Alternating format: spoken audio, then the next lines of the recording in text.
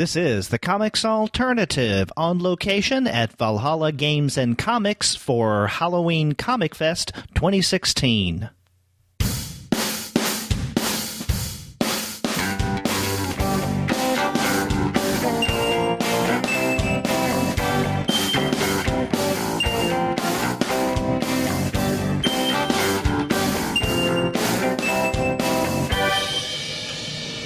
Hello and welcome to another episode of the Comics Alternative on location at Valhalla Games and Comics, located in Plano, Texas.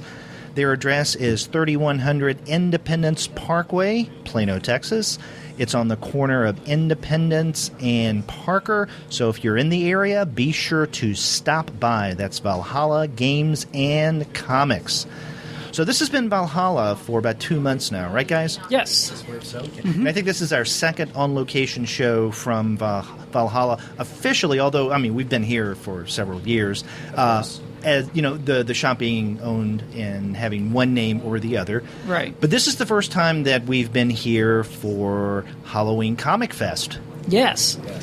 And, you know, listeners of the show, if you eagerly anticipate our monthly on-location visits to this shop, then you've waited for a little while in October because we wanted to hold off on the on-location show until today, October 29th, which is Halloween ComicFest, and we're here at the shop, and they're holding their ComicFest. Mm-hmm. So they have the free, Halloween ComicFest issues and people coming in dressed up. We've had a number of kids walk by the table.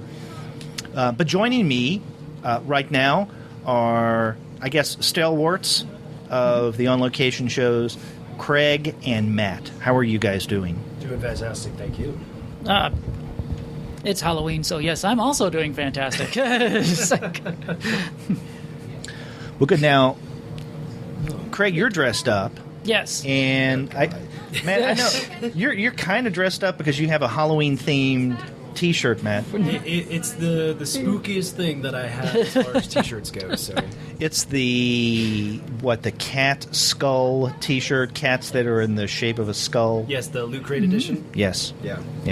We're twins. I am also dressed up as the Punisher too. But you have a skull, but yours is specifically Punisher skull. Yeah, mine's the Punisher skull. And you have and I got the guns. The gun on the side. No, not a real gun. No. These are very. Although we are in Texas, so I'm sure most people wouldn't mind. I'm not a big fan of real guns, but it's basically just a guy made it all from wood and then painted it. This is wood? Yeah. Get out of here. Is it pretty light? It's fairly light. Yeah. I mean, it's not bad at all. Oh wow! Really, I think that was metal or something. Yeah, no, it's all wood. He crafted it out. It was originally supposed to be Battlestar Galactica from the new series come out there, but it was for a cosplay that just never could come together, and so I use it as my Punisher gun. So. Oh, aspirations right there. Yeah. Someday I may get back to it, but. Well, that's cool. And plus you have the big leather coat. Yes, I do have the big leather coat. Right. Which I was hoping it'd be cooler today. It's like it would be much more fun to wear, but it's colder in here. I mean, over on this side, you got the air conditioning. I got the air conditioning going on. We're right next to the Coca-Cola machine too. So yeah, because I'm a little chilled. Yeah. So I guess I'm somewhat dressed for the occasion. I've got my official, haunted horror Craig Yo T-shirt on, and I'm wearing my black pork pie hat. So, sporting this Van Dyke as I am, part of me, at least from the neck up, is Breaking Bad. Yes. And that can be pretty damn nice. scary. That's it. Yes. That is It's terrifying. That is terrifying. We didn't correspond beforehand and decide to all dress up similarly. No. It's just a happy accident. Yes, it is. Great mind things alike, right? Yes. Right.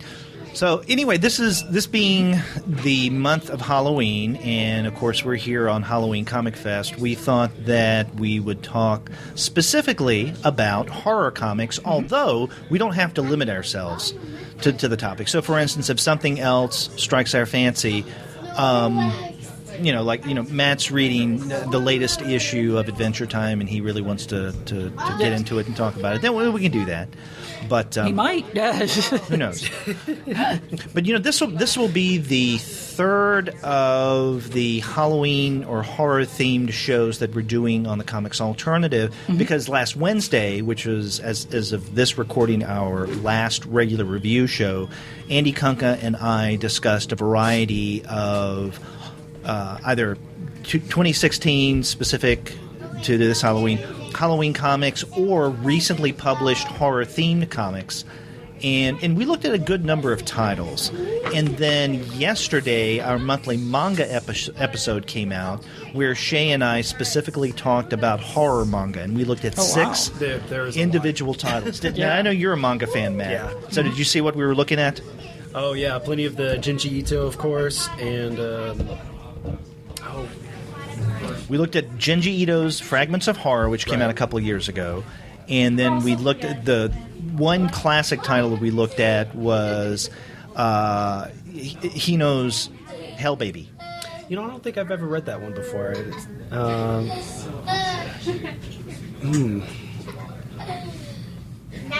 Yeah, besides Junji Ito's work, I don't think I've ever really read a whole lot of horror manga from Japan.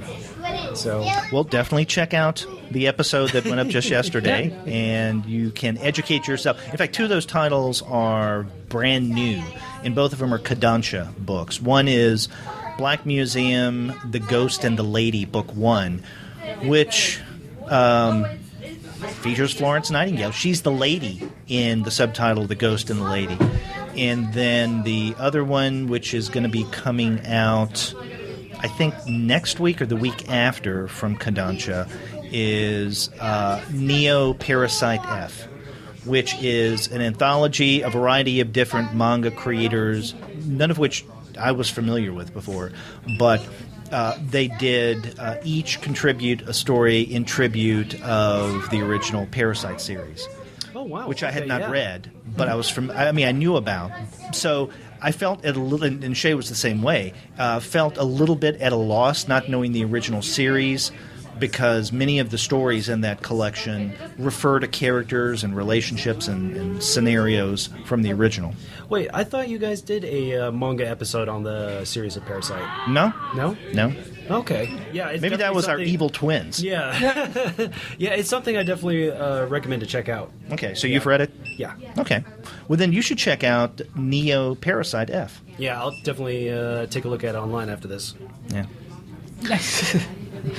So again, we can talk about horror comics and but other things as well. So now, Craig, you were trying to remember some of the titles that you wanted to bring up today in talking about horror. Mm-hmm. So one of I wanted to bring up was Werewolves versus Dinosaurs from American Mythology Press, which is just as weird as you would think it is, but really amazing. It's basically it's kind of a sci-fi horror deal where they can basically find different dimensions or time travel, and these dimension deals pop up, and dinosaurs come through, and you have this whole government agency that's trying to capture them up and put them back before anybody notices.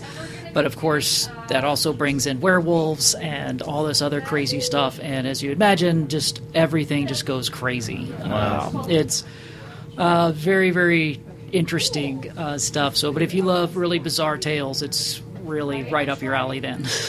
Now, and what's the title? I hadn't heard of it. Werewolves versus Dinosaurs. Okay. Now, American Mythology Comics I've heard of, but I don't think I've ever read anything of theirs. They're the people who also they do the relatively new Three Stooges comic and the Pink Panther. Yes. Among other things. Yeah, so now it looks like they're branching out to more, I think they're just trying to be out there for more adult type stuff. Mm-hmm. As if you mentioned, they did a lot of Pink Panther and some of the Three Stooges stuff. I think now they're trying to branch out into new stories and more adult titles, because you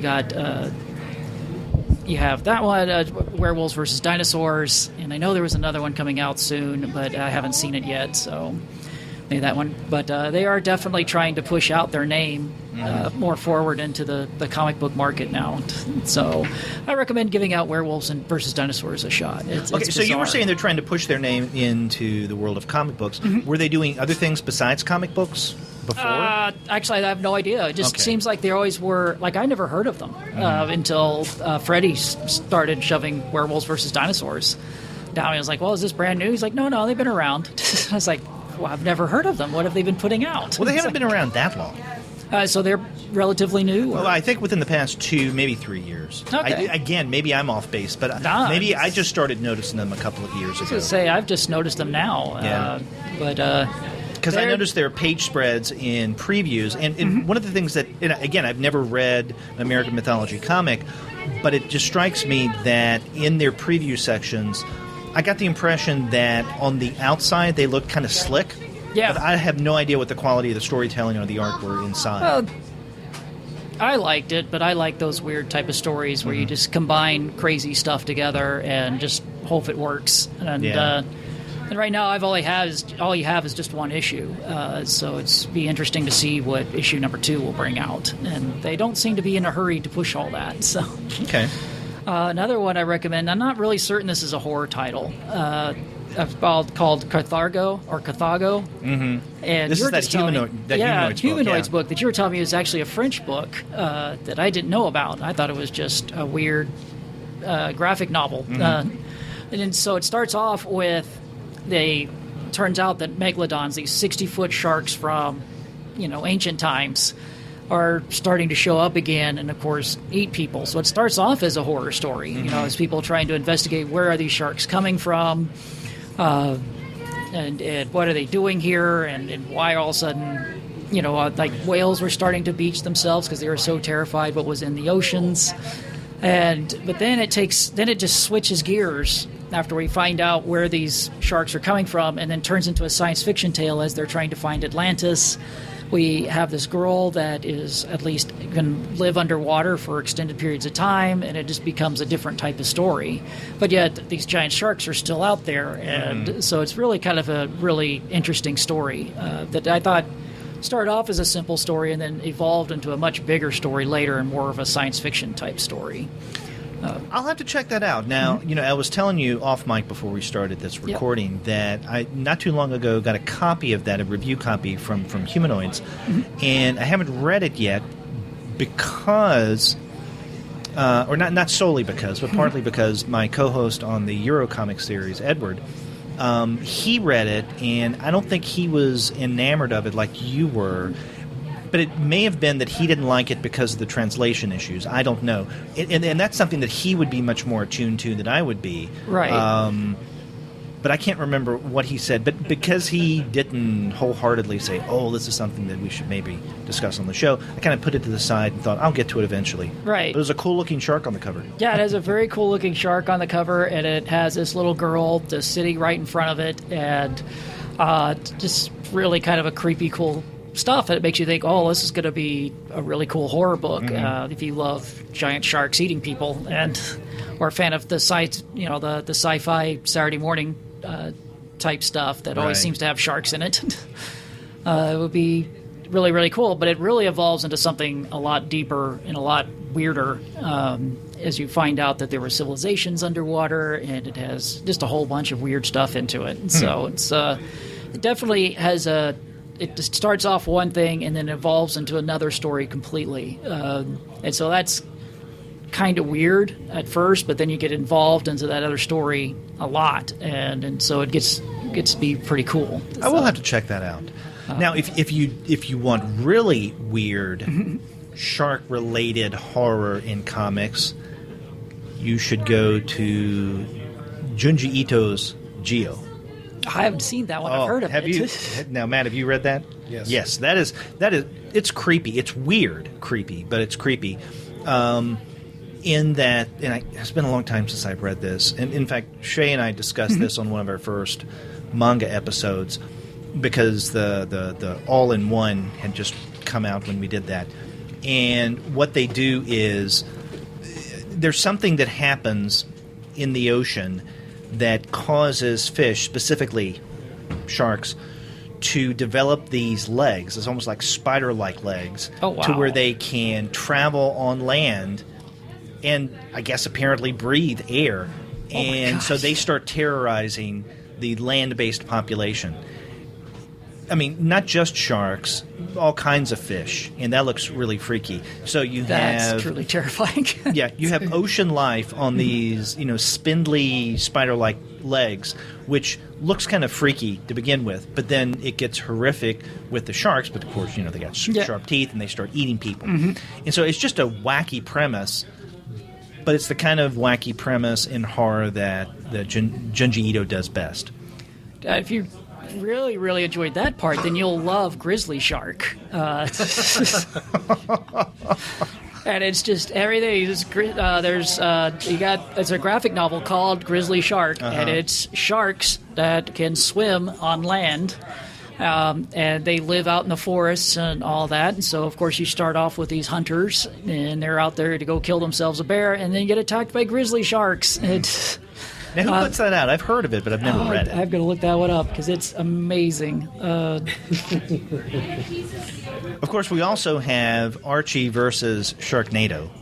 Yes, I can't wait for that one to come out. I thought, it's already out, isn't it? Is it? Yeah. Oh, Yeah, I haven't came seen out it over yet. the summer. I think it was a very short one-shot. Yeah, it was a one-shot. Okay. In fact, I'd even joked about discussing that on a podcast episode, and I can't remember who my co-host was for that week, but they scoffed at that idea. Image puts it out. It's an Image book. Really? Okay. By Ryan Otley and Ivan, I'm going to butcher this name, so I apologize, Placencia. Okay. Okay. But yeah, they also did Grizzly Shark versus Sea Bear, which is also amazing. And so it's just filled with lots of shark gore and everything else, but it's really humorous too. So it may not be your traditional horror book where everything is just like, oh my God, everything's going to be terrible and horrifying. This one has a lot of humor into it. Is like people will get bitten in half but yet somehow still survive. Yeah. It's like, and as they run around and try to stop the grizzly sharks from eating everything. And That's before they bleed out, right? yes. Well, like one guy gets cut in half and they're going to save him and by dumping him in the fire, so because he'll cauterize all his wounds and he lives. It's like okay. So if you can handle that type of stuff, I really recommend going out and getting Grizzly Shark. It's so bizarre. And Now, is this an ongoing series? no, it's just like a series of one-shots that a guy did for fun, I think. Okay, But so did in the past tense, we're not getting new issues? as far as I know, no. The latest new one I saw was Grizzly Shark versus Sea Bear. And, so they were going to escape the grizzly sharks, by jumping into the ocean. Well, that's where the bears live. And so... Okay. The logic of horror comics. So yeah, there's that. But that's just, except for the weird stuff. There's some really, really good stuff out there though. That if you want, like Afterlife with Archie is still going, and I know it's really slow to come out. But, Oh yeah. And that's one of the reasons why I haven't read an issue of Afterlife with Archie, or even Sabrina, for that matter, the new Sabrina, in a long time, just because it takes forever to come out. But it's right now. It's at a good point where you can pick it up. Yeah.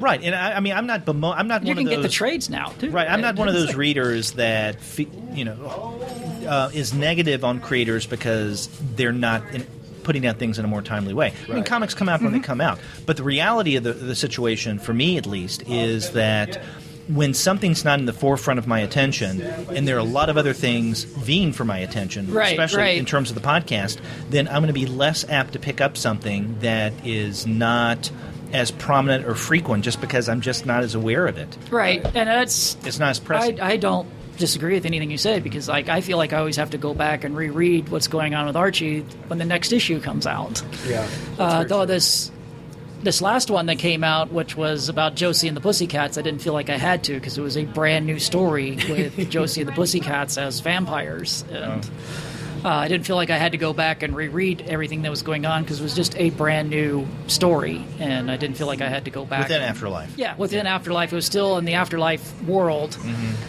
still the dark, panels and all that type stuff. But it was more of a, if you ever read Interview with the Vampire or any books like that, it felt more like Josie is being interviewed, and she's talking about her life until she became what she is now. Okay. And what happened with Josie and the Pussycats.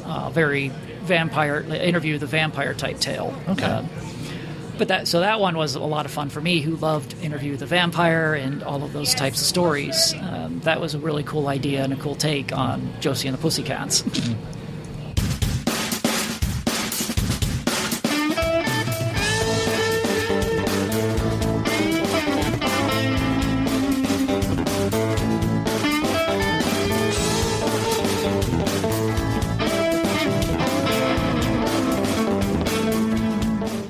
Correct me if I'm wrong, and I know that, Matt, you have the November previews in front of you. Your discussion of Afterlife with Archie reminds me that I think I saw in previews that Franco Villa is going to be doing the next Spirit for Dynamite. Yes, I thought I read that somewhere too. And I think he's writing and drawing the title, if I'm not mistaken. Yeah, it's a brand new title, and it has, what was it? The Spirit versus something. I can't remember what it was, but yeah. Yeah, I remember seeing that too, just when I was flipping through it. Well, that's good, because I like what Dynamite's doing with the Spirit, and I like Franco Villa's work, so it strikes me. Plus, his work seems perfect for that noir feel. Yeah. Yeah. Yeah, it's definitely very... he uses really good blacks and really cool stuff that make it really kind of very noir feel. I think it would be great for it. But getting back to the horror comics. Now, Matt, you were saying that you're not the biggest aficionado, the biggest fan, I guess, of horror. Well, that's the problem, is that I'll read them, I'll love them, and then for the life of me, I cannot bring up the titles in my head or who wrote them. I have a horrible memory like that. I did look up one just previously, and it's Goners by Jacob Saman, and I believe it came out a couple of years ago, and it's about a monster hunter family that slowly gets picked off one by one, and they don't know why, and just slowly the world is basically an apocalyptic state around them. So it's this Goners? Mystery, yeah, Goners. And it's this mystery. They don't exactly know what's going on or why their family is getting targeted by all these monsters, even though, I mean, when you hunt monsters, they're gonna, retaliate sooner or later, but, still, they're no slouches. Right. And they're not going to just lay down and take it. Right, yeah. So it's about these the daughter and the son of the two parents that get killed off kind of off screen in the first issue. So I'd recommend that, and then basically the entire series of Tales from the Crypt. Okay. Yeah. So that's all I got. Okay. Have you been reading Spread, or? I have not. Have you not? No. Spread is pretty good, about a start of, in the future, kind of a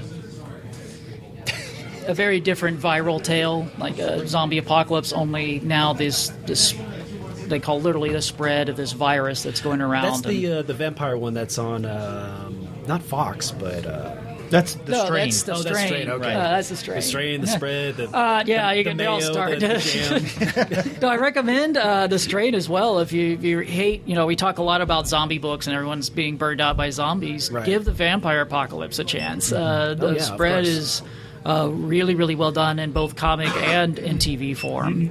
You're talking about the Strain. But I started off with a Strain, but he distracted me with that, or the Strain. You started off with the Spread, and now. Okay, it all bleeds together. So yeah, I started off with Spread. Now talking about the Strain, which is Guillermo del Toro's take on vampires as they try to take over the world, And what do the humans and the World Health Organization and all the other disease control agencies, how will they handle all of this as these vampires are running around amok and destroying things? See, I haven't read an issue of The Strain. I've only seen one episode, the inaugural episode of the TV show. My wife and I watched that, and this is over a year ago. Yeah. And they're like on season 3 now, I think. Yes, Yeah. and it freaked the hell out of us. Yeah. In fact, my wife was saying that she had some nightmares I that night believe after it. we watched it, and she felt mixed about wanting to watch another episode. Now, we never went on to watch episode 2, not because of either of us being freaked out. It's just we didn't get Right. around. There are a lot of other things for us to watch. I know, there's too much. Yes. Yeah, exactly. Too much. It's a lot milder, and I guess you could call it a suspense rather than horror. But have you ever heard of The Whispers? It's a. I try to describe it without giving away the what it's about. Basically, this voice appears. Of course, a voice can't appear, but these kids start. It can appear in an audio. Well, Yeah. These random kids start hearing a voice, all the same person, I guess you could say, because its name is Drill. Drill? And, yeah, and there's a reason for that. So, but it convinces these kids to do things, but you don't realize at first. It's at first seems kind of insinuous, you know, and then you slowly realize, oh, he's getting these kids to do really, really bad stuff. And the adults are trying to figure out what's going on because, you know, these kids are, they're not doing very nice things to adults, you know, and of course, they're kids and they don't realize it. So, you know, this voice that only kids can hear, and the adults are like, oh, what's going on? These kids' imaginary friend is telling these kids to do bad things. Wow. And so the government starts getting involved because, I recommend to at least watch the first episode, see how you like it. It's very creepy. When you were describing that, I was reminded of Stranger Things, Yes. Yeah. that Netflix series. Yes. No, again, that sounds really creepy. But Yeah. I'll have to look that one up. The other one, guys, if you'd like, again, I don't know if you want to call this science fiction or horror, but you need to check out Animosity. That one, like, all of a sudden, just one day, all the animals start thinking like humans and do not appreciate the way humans have been taking care of them and attack all of the humans except for this one girl's dog who just looks at her and says, I love you and I'm going to take care of you. And so now she's alone in the world with her dog companion trying to defend themselves against all the other animals that are just really, really upset. I mean, And how many issues are we up to now? Is it 3? I think it's like 3. Okay. Yeah. And the reason I'm asking, I read the first issue and I liked it, but I haven't gone on to read more. Well, at least, okay, let me say this. Of the first issue, what it was, I liked. But that number one issue, as a number one issue, I didn't appreciate it just because there wasn't much to it. Right, And it right. seemed like half of that first issue, house ads. Right. It did kind of feel like they didn't know if it was going to work as well, Right. and so they just threw it out there to see if anybody was going to read it. And But Marguerite Bennett, I mean, she's a writer for them, and so And I thought that she's was a big a- name outside of Aftershock. So I don't think that they were just testing this. I mean, I'm pretty sure that they knew that it was going to be a solid story. I just thought that it was a little chintzy getting so few, and I can't remember how many pages, but not even 20 pages of story on that first issue. Yeah, there was some disappointments, but man, it just, I don't know, it registered with me somehow because I did get the next issue, and it gets better as you find out how the world is handling the animals waking up, as they call it. There's been a lot of that lately, whether it's been on indie comics or mainstream about, you know, animals gaining intelligence and either taking over the world or just alongside humans and stuff like that. Like There was one that Freddie, who works here at the shop, we were talking about earlier, that he had recommended a few years ago, and that was Red something. Red was in the title. And I think that was an Avatar book. Is that Red State? No. Get so many reds. My first thought is Redwall, but Red Rover Charlie or something to that effect. Yes, Red Rover Charlie. Was that the title? I think so. I think that was right. Okay, because that was something. But I'm when you talk about animals who become sentient and then go on some kind of rampage. Grant Morrison's We Three. yeah. Oh, yes. And then Squirrel Ears. Although, I guess there's enough gore in that to be considered. Rover Red Charlie. by Rover Garth, Red. Okay. Yeah, by Garth Ennis. What did I say? Red Rover Charlie. Yeah, that was all close enough. Close enough. Basically about an unlikely band of canines out to survive in a world gone mad. When a horrible plague wipes out humanity, what happens to man's best friend? I remember, Freddie got to that one to me too, and I don't know if I actually picked it up or not. Well, I'm sorry, Freddie. He's taken the day off to see a series of horror films. Yes, which he loves. But I'm sorry he's not on this episode because horror comics. I told him he had to be here for this. Forte, right? And he knows quite a bit. Him and Nick, I told those guys read more horror books than any of us combined. Yeah. And I told them they both had to be here, and Nick had to say, "Well, I got to school," and Freddie's like, "Well, I'm going to skip out and watch movies." I'm like, jerk. Well, let me throw out a recommendation, but I have to say though that I just read this and I read it quickly right before we started to record. But this is, I think, going to be a good series, and this is Ed Powell's Spook House. And the first issue of this just came out on Wednesday. And Sabrina held a copy for me. I think she said the shop only got 2. So she held one out for me, and I picked mine up this morning. And we wanted to talk about Spook House #1 on our Halloween special that went up again on Wednesday. But we couldn't get one in time. I had tried to contact Ed Powell in a variety of different ways to ask if maybe a review copy would be available in some way so that when we recorded last weekend that we would have a copy and we could talk about it in an informed way. Never got back with me. We didn't have a copy, so I'm sorry we weren't able to discuss this on the show. But this is fun. Now, I don't know if you guys are fans of Eric Powell's Goon or other things that he's done. I've read Goon. Goon is good. I like the that Goon, one. and then more recently he started, the Hillbilly series, and he also has done, Chimichanga. He had that mini-series with Image about a year and a half ago, Big Man Plans. So, he does a lot of stuff. But when I think of Eric Powell, I don't necessarily think of him as all-age friendly. I think that there's an all-age to a certain degree angle to Goon, but there are parts of the Goon stories that are a little more mature. Right. Definitely Big Bang Plans is not for the kids. This, though, is supposed to be, as the line, as they have on the very first, the first page in the cover, scary story for kids. And so I wondered what he was going to be able to do with this. And it seems fun. Again, I read it very quickly, and Eric Powell is not the only one in this, and I guess subsequent issues are going to be the same, but he brings in other artists as well. So in the frame story of this first issue, from what I can tell, which is the title story called Spook House, you have some kids who are trick-or-treating on Halloween, and they have gone to a couple of different haunted houses, and someone tells them that there's this other haunted house that'll really scare them. It's called Spook House.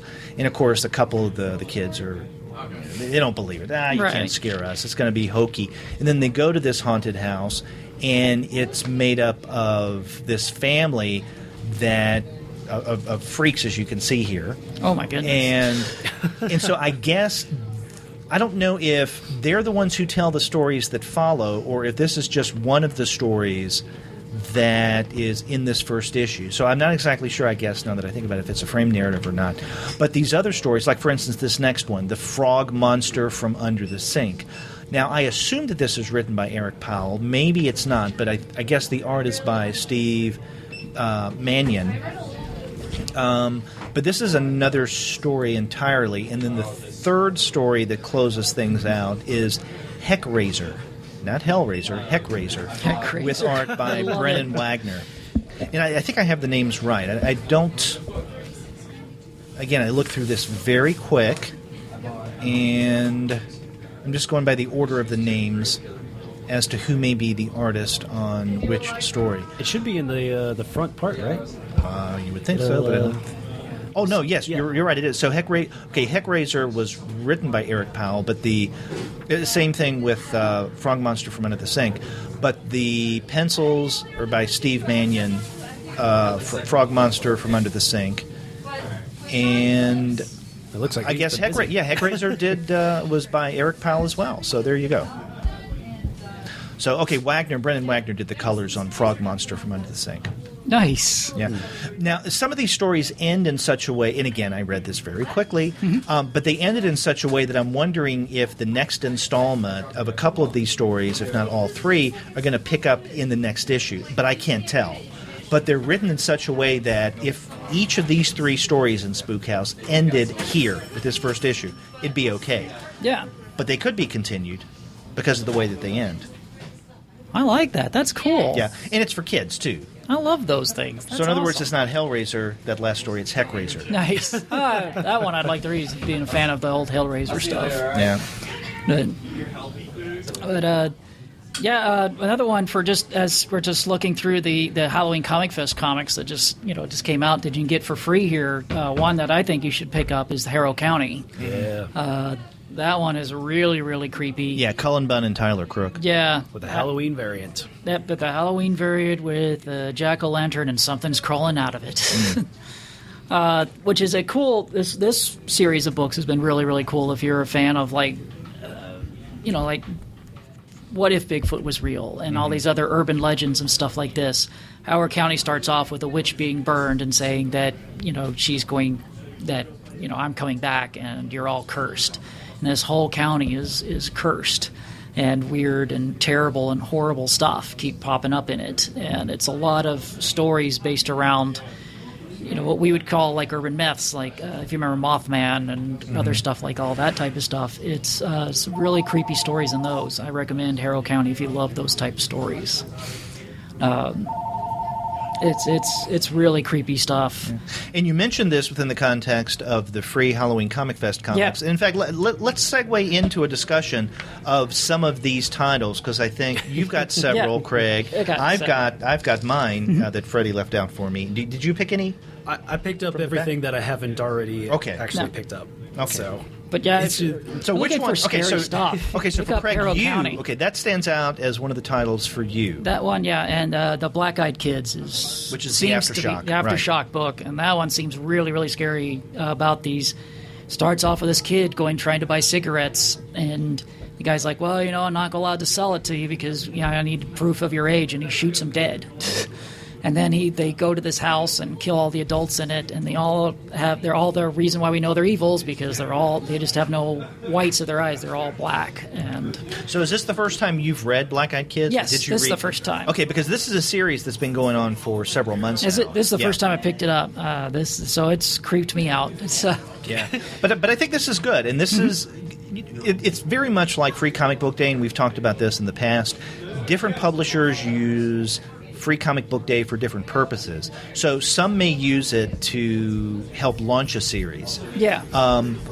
But some publishers, such as Aftershock in the case of Black Eyed Kids, may use it as a way of introducing an already ongoing title to readers who may not have been familiar with it.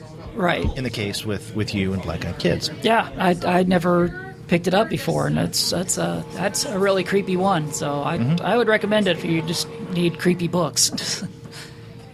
What about you? Which ones did you get? Oh, I just picked up Scooby and the Apocalypse. Scooby and the Apocalypse, which encompasses all the new Hanna-Barbera DC #1 issues, or at least previews of their #1 issues. And since I didn't pick up all of them, I thought I'd pick up this to just kind of browse through each one of them. Scooby and the Apocalypse, it's probably, of all of them, that's probably my favorite one. Right. Where it explains how the dog can talk, and right, and how Thelma almost destroys the world. Right. And of course, it's not exactly horror, but it's Scooby. Well, okay, with Scooby, you're dealing with horror-esque, ghosts it's and Scooby spooks though, and, but it's fun. He's absolutely terrifying.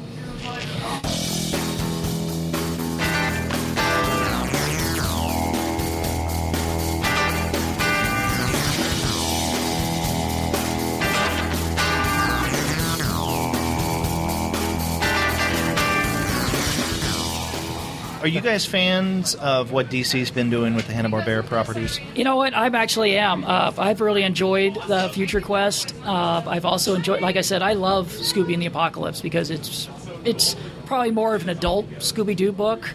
For a person who's grown up on Scooby-Doo and loved Scooby-Doo, I love it. I think it's a fun, unique take on Scooby-Doo. So, and I like people who try to do something new with a very, very old property. Right.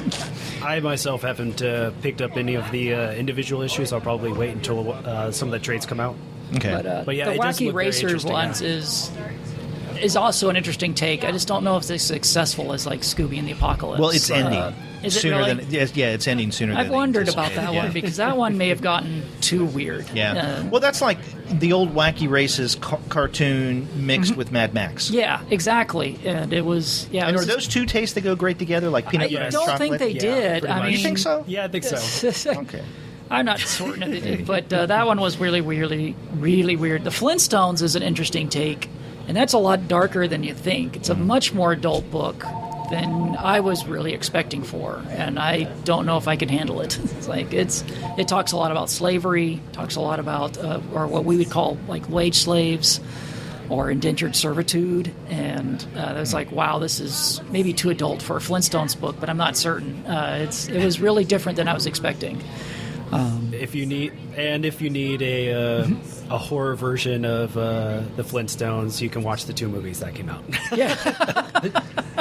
I That's purposely did not watch those. Good. You're saving Yeah, yourself a little bit of Brain your cells. sanity right Yes. now. Yeah. See, I'm wondering if with DC, the next step in terms of the Hanna-Barbera universe is to come out with comic book versions of the live-action Hanna-Barbera shows, like H.R. Puff and Stuff and Lidsville. That would and be the Bugaloos. amazing. Yes. Can you imagine a more adult version of H.R. Puff and Stuff where, what was the flute's name? Oh goodness, God! I mean, can't remember all there those. was something It's been too long Freudian as I watched, about that flute, anyhow. And so Jimmy with the flute. There's some adult situations that you could bring into play there, and I'll leave it at that. Yep. The other one to pick up from Halloween ComicFest is always John Carpenter's Tales of Halloween Night. I don't think this. I know he puts it out at least every Halloween, which I think is kind of a shame. I think it would be a great ongoing series or stuff like that. But he's just basically he writes a short Halloween story, and this one happens to deal with a guy who finds this box, and inside a box is a living head, and then head attaches it to himself, and the terror that goes along with it. And this is from what, Stone King? Yeah. And I haven't heard of Stone King. Now, does this come out only for John Carpenter stuff? Yeah, as far as I know, it only comes out. As far as I know, it only comes out like during Halloween season. Really? So that's an individual comic book. It's not about the movie. No, or anything as far like as that. I know, no. Yet that would be something that Freddie would know, and as far as I know, And he's not here. And he's not here because he's a jerk. Yes. I told him he had to be here because he reads more horror books than any of us, and he needs to help us out. But no, I have to go watch movies he's already watched 100 times. Well, you were mentioning earlier American mythology, and one of these Halloween ComicFest titles is of the Three Stooges. Yeah.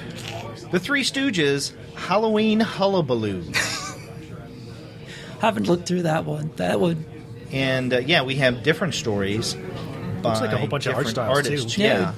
And they're also these aren't really masks, but they're cutouts that, if they were bigger, could be masks. Larry, Moe, Yeah, if you and wrap Curly. that around your face, you pretty good. Yeah. You've got a small face. Yeah. Oh my goodness, that's amazing. And I'm just wondering. I guess somewhat similar to the Pink Panther phenomena as well. Why the Three Stooges? Why the Pink Panther? Is there something about Pink Panther or the Three Stooges, like right now, over the past year or two, that kind of begs, hey, we need a new comic book series devoted to them? Well, they brought back that Three Stooges, the main series that they in 2016. I don't know if it's still ongoing or not, but Well, they just put out, what was it, the Three Stooges election year, which was... Right, but this is the publisher, American Mythology. And my question is I'm not talking specifically about this Halloween Fest issue or the Comic Fest issue, but why did American Mythology choose Hey, the Three Stooges. Those will be a hit with the kids. I Same don't thing with know, Pink because Panther. that one's... I don't remember anybody asking if they really wanted That's what I'm the wondering. Three Stooges Where's to the come clamor back? for the Three Stooges and Pink Panther? Now, don't get me wrong. I like those properties. Mm-hmm. I love the Three Stooges, the classics, the films. But do we need a comic book? I don't know. I don't know. Is the audience there? It That's goes what I was along the same wondering. reason why the Scooby-Doo Apocalypse and the Hanna-Barbera stuff came out. I mean, people love that classic, TV series or comics, and they just want more, I guess. Okay, granted, but it's a different context because DC, in other words, Time Warner, have...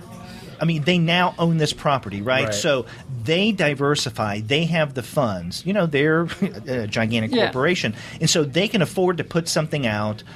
And if it doesn't hit, then they have other properties that can help make up for whatever losses they have on the Hanna-Barbera stuff. But with American Mythology, it's a small outfit. I mean, I don't know how big it is. I'm just relatively speaking a lot smaller. So I would think that they would need to be careful in terms of what titles they put out because they need them to sell. Coming back to the question, where was the demand for? I don't know. I Three would Stooges love or to Pink ask him about that stuff. I have no idea. That'd be one of the ones I would really love to ask about because I've wondered that too. And I saw that Three Stooges were coming out. It's like, was anybody asking for them? Yeah. Well, I mean, there was a big Shep revival. Maybe there we just was. weren't aware of. Maybe people were asking for it. And I don't know. The event comics for Pink Panther sell really well, or at least they fly off the shelves. Whenever I come in here, there's always like a couple of issues left. Okay. Like the Free Comic Book Day, there was a Pink Panther edition, and I didn't manage to grab one here, but they had a couple at the other comic book shop, which shall not be named. Yeah. So, but yeah, I mean, it was pretty good. I haven't seen any other Pink Panther on the shelves, so. I mean, if you limit it to just specific events, it'll become more sought after. Interesting. Maybe there is maybe this will help revival the Three Stooges. I don't know, that movie that came out recently certainly didn't help. So No, I didn't watch that one either. So, speaking of movie properties, Evil Dead is still going strong in comic books. Oh yeah. Evil Dead 2, Beyond Dead by Dawn. That's also part of the free Halloween ComicFest books that you can go pick up, where it starts off with Ash actually getting sucked down some dimensional portal deal, and but it's about his girlfriend, though. Yes, his girlfriend now has to go rescue him, which is an interesting take because Evil Dead has been certainly stretching his property as far as who Ash meets and gets to ally himself with. Yes. And it's actually pretty fantastic. Right now, they have Ash with Xena, Warrior Princess. Oh yeah, that one. And have you seen the Evil Dead Revenge, where he actually meets Dracula? Yes, it's fantastic. And then teams up with Dracula's daughter. Yes.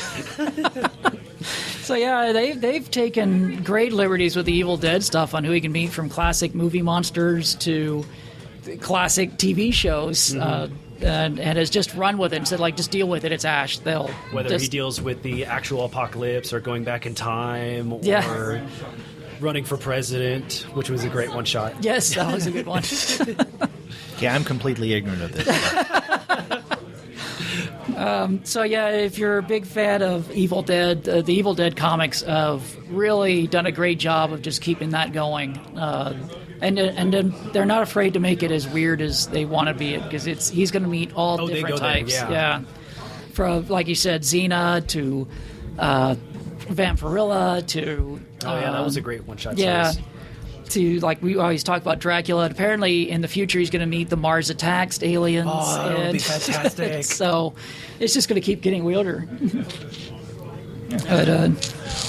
Well, I mean, I like a number of these Halloween Comic Fest special issues, the freebies that have come out. The two for me, though, that really stand out, and they're both manga. One is from Drawn and Quarterly, and this is Shigeru Mizuki's Kitaro. And, of course, this particular issue, this free issue, is called Strange Fun for Everyone. And if you're not, are either of you familiar with Mizuki's Kitaro? I am not, but I picked up that free comic book just because I wanted to check it out. Well, this is kind of a famous character of Mizuki's. The title character, Kitaro, is a yokai, which is a spirit. Or demon, yeah. Or demon, spirit or demon. And he has one eye, and isn't his second eye his father that is separated from him? It's a little strange. Japanese mythology is very strange. Exactly. And so this is really weird, but it is all age. I mean, it deals with this kind of weird ghost/demon/spirit, whatever we choose to call the yokai or define the yokai. And I wanted to mention this, if for no other reason, this was a title, I didn't even think about this, that Shay and I could have discussed on the manga show that just came out where we looked at horror manga. Because Drawn and Quarterly are starting to put out more. In fact, I think just recently a second Kitaro volume came out. They put out 3 so far. One was a larger volume that came out, I think, in 2013 that I have. But then the other 2 Kitaro books are smaller, shorter. And one, I think, came out October, if I'm not mistaken. We could have discussed that.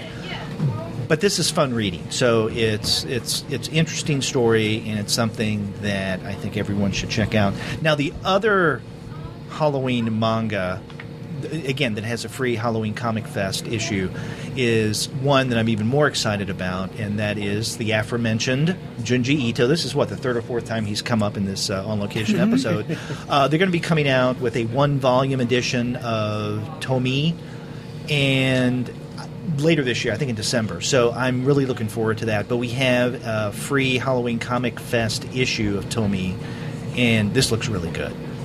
And it's Junji Ito, so it's going to be creepy. And this is one of his earliest works, from what I understand, the Tomie stories.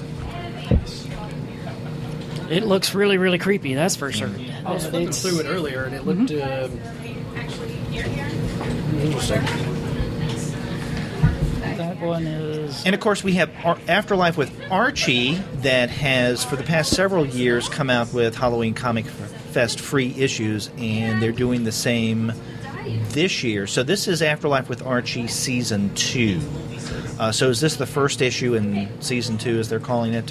Yes. So this was previously published earlier. Again, as I mentioned earlier, I'm kind of out of the Afterlife with Archie series, so I don't know where they are right now. And, as with Free Comic Book Day, there are some publishers who use Halloween Comic Fest as, as season appropriate. So for Halloween, of course, there's some of these issues that have everything to do with Halloween or horror, such as the Afterlife with Archie Season 2. But then others... what does it have to do with Halloween or horror? Not much. For instance, Marvel's Star Wars, Darth Vader, Dr. Aphra. Yeah, that one, I did pick that one up, and it's Marvel. Marvel doesn't have a lot of scary titles. Well, they do have the Haunted Mansion, which they do have Haunted Mansion. I was hoping for maybe like Ghost Rider or Werewolf by Night type stuff, but... Dr. Aphra is really cool because that was the character that Darth Vader found and brought her to his cause to help do what Darth Vader was doing. And so now she gets her own book by herself. Okay. And that's very cool because she's actually an interesting character as she deals with being an ally of Darth Vader. And what's that like? And trying to keep herself alive because Darth Vader's allies don't tend to stay alive. That's true. But she's also works with robots, and she has no qualms about making robots into assassin robots or war bots, and that's why Vader keeps her around, so that he has other allies to go whatever Vader wants to go do. And so she's an interesting character. I'm happy that she gets her own book. Now, notice that neither of you got the smaller Hollywood Comic Fest freebies.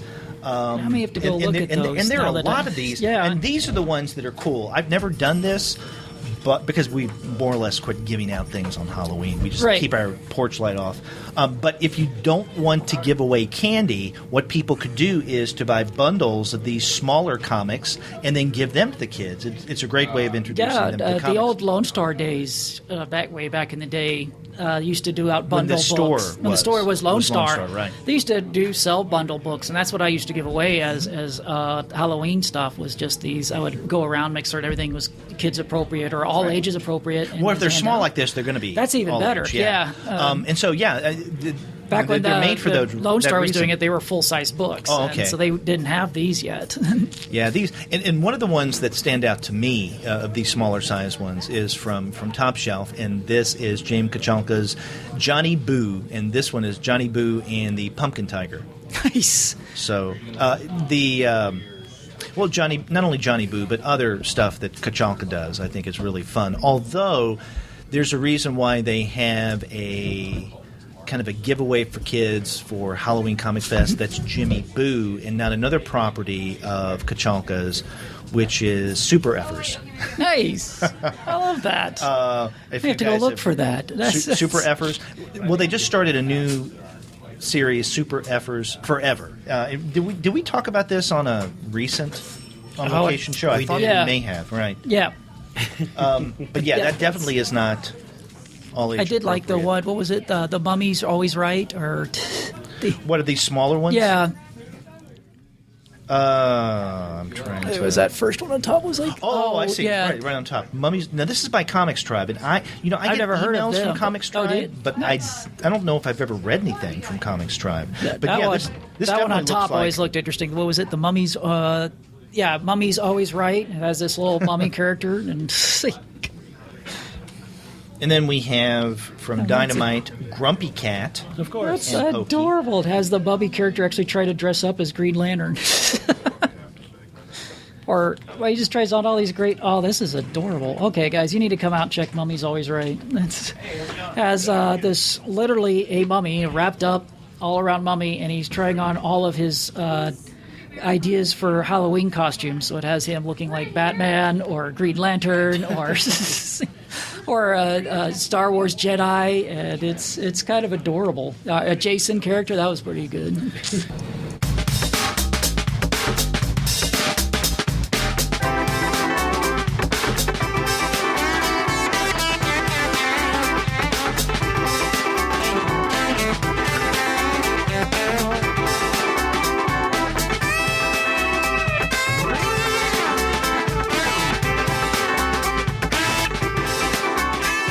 Here's another of the smaller size ones. This is from Tokyo Pop, because Tokyo Pop has come back from the dead, so to speak. But I think they're only doing Disney property stuff, because this issue is for The Nightmare Before Christmas, and it is, I guess, a manga Nightmare Before Christmas, because you're supposed to read this from right to left.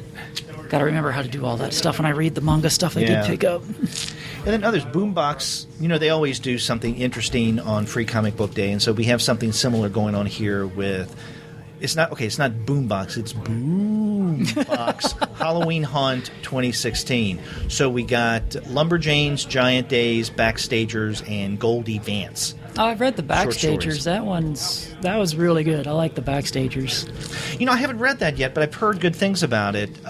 Andy Wolverton and Gwen Tarbox, the two who do our monthly Young Readers show, I think on their last episode, Backstagers #1 was one of the titles that they discussed, and they really liked it. Really liked that one. I liked Backstagers a lot. It's not really a horror book, guys. I know it's Halloween, but it's a good fantasy type stuff, as the guys that work on the stage have a secret door in the back that takes them onto adventures. And this new kid at school who doesn't have any friends, and they kind of force him to do the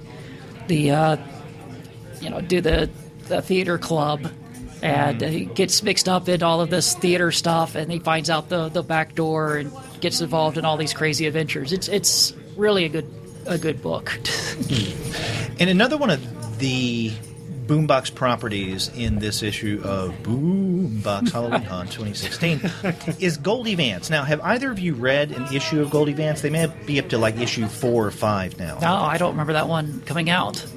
Okay, because this is written by Hope Larson. And the reason I'm asking, I haven't read it yet, but I'm wanting to check it out because in November we're going to be doing a 2-part series of recent crime comics.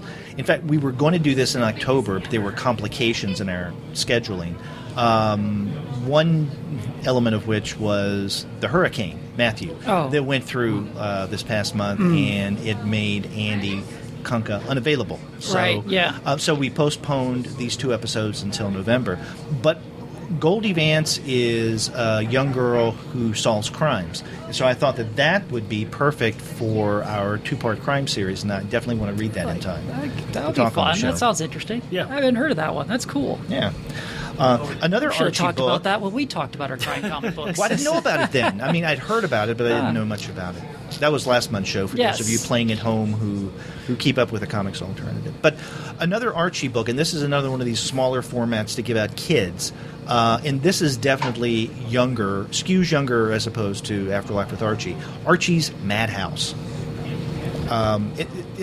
The thing about Archie Madhouse, it's perfect for Halloween in that it's just silly stuff. And less like the old Archie Madhouse stuff. Yeah. Well, I mean, not all older Archie stuff was just silly and whacked out. Right. But in Madhouse, you got the silly and whacked out stuff. So that's a reprint.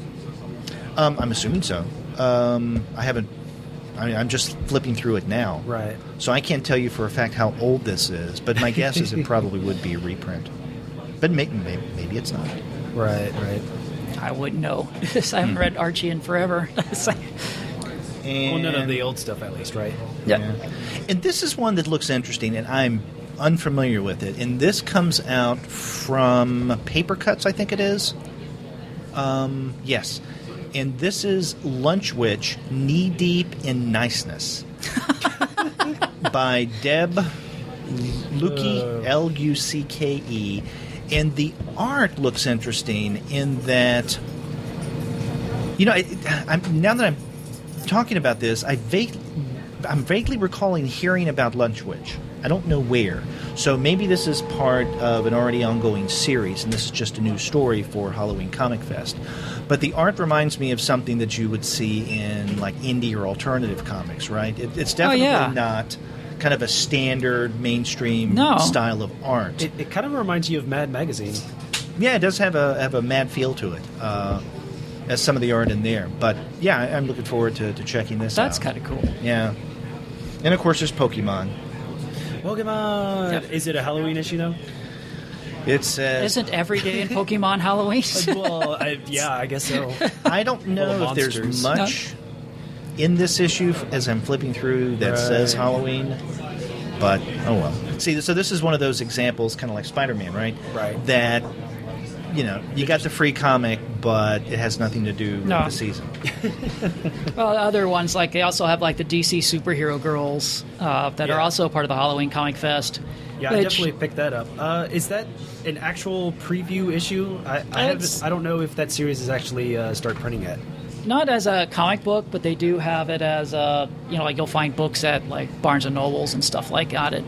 But so yeah, it's kind of like that. But imagine all of the female superheroes and some of the villains are now have to go to school to be sort of heroes, because Harley Quinn is somehow there.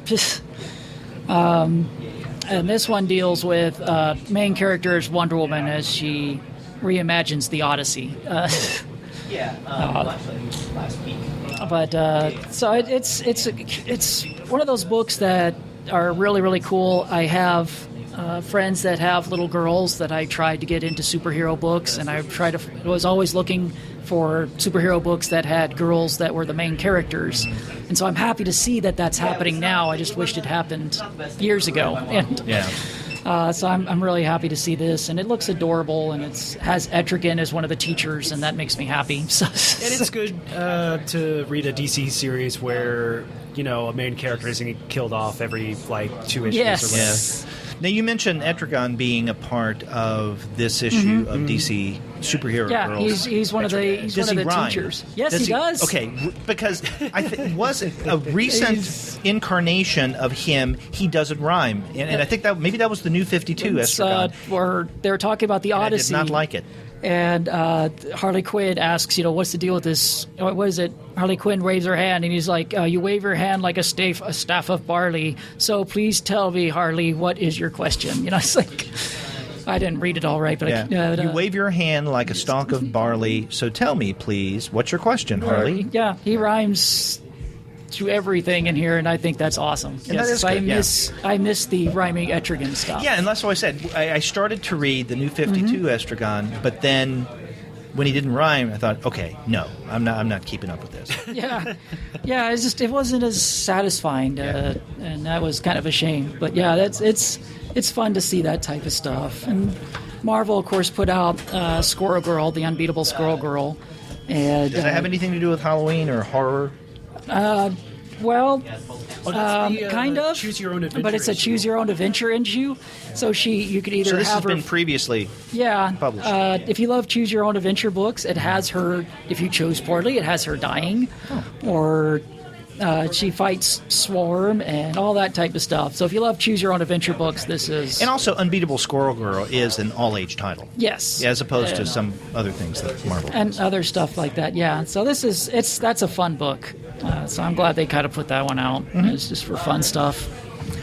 I think that was it. And of course, you have My Little Pony, which is kind of a Halloween issues. They talk about dressing up and all that type of stuff. So if you're into ponies and scary stuff, And again, if There you it's go. for kids at yeah, Halloween, why not? It doesn't bother me. No, I think that's what's the purpose of Halloween Comic Fest, is to get all ages in here and find appropriate comic books for everybody. And, Right. And if there are more mature books, Then, yeah. then they put. Although I do have to say, I was looking around the shop before we sat down to record, just looking to see what things they had that may have flown under my radar, and I did see the latest issue of Zombie Tramp. Yes. And the reason I'm mentioning this is not because They of also have a Halloween deal. It's not because of the quality of that title. It's they do a pretty good job here. If something is a little more risque sexually, they'll put it in a wrapper. Yes, There's an or- issue of Zombie Tramp over there that's on a low level where kids can easily reach. Oh, That's not in a wrapper. And I guess the Zombie to- Tramp, okay, she has something over her nipples. but it's less And than it's a larger. washcloth. It's larger than a nipple, but for all practical purposes, if you look at that without looking closely, you would think those are naked breasts. Yeah. And that is not in a plastic I'll bag. I'll have to tell them about that. Usually they're pretty good at catching stuff like that. Now, this free comic book day, or I'm sorry, the Halloween Comic Fest version of Zombie Tramp, of course, is G-rated. Although you still have the it's scantily still clad zombie tramp, yes. Where she's basically wearing something less than a bathing suit. Right. Yeah. Have you ever read any Zombie Tramp comics? No, that's why I need my friend Nick here, who also ditched us.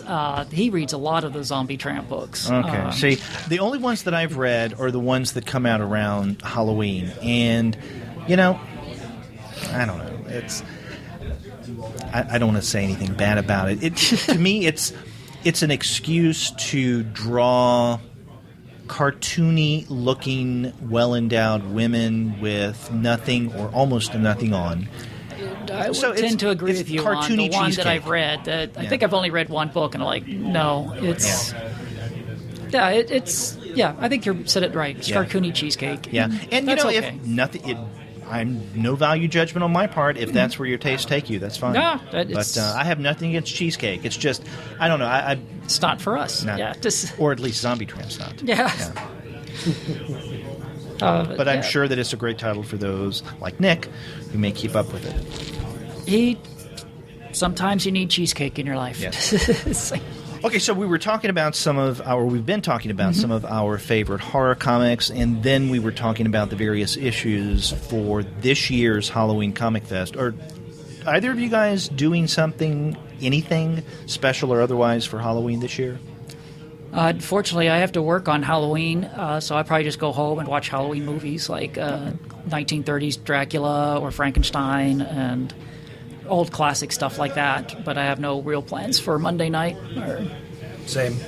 Yeah. You're just stick around and watch movies? Yeah, I don't think there's any real parties going on this year, so Halloween being on a Monday is really tough. Yeah, that's very true. It's I thought it was Halloween was today, since I'm horrible at when holidays actually occur. Yeah. So, well, I'm sure there are a lot of people having their Halloween parties this weekend. Yeah, I know. Saturday and Sunday nights. Yeah, it's like most of them are going to go have it sometime this weekend. Right. But unfortunately, I haven't been invited to any of them. So does that say something about you? That may say something about me. Yes.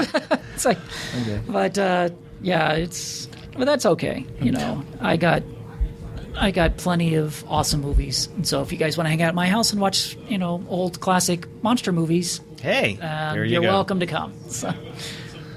So, well, whether you watch movies or whatever you guys choose to do for this year's Halloween, I hope you have a good time doing it. I know I've had a good time talking with you guys about this year's Halloween ComicFest and horror comics. And for you listening out there, if you want to tell us what horror comics you like to read, or even whatever horror movies you may like to watch, then please do get in touch with us. If you go to our website, comicsalternative.com, you'll find that you can leave us a voice message through SpeakPipe, or you can call us over the phone. Our phone number is 4153-COMICS. That's 415-326-6427. And, of course, you can email us. We're two guys at comicsalternative.com, or you can contact me directly. I'm Derek at comicsalternative.com. You can find us all over social media, such as on Twitter, Facebook, Tumblr, Instagram, Google+, Goodreads, Pinterest, and YouTube.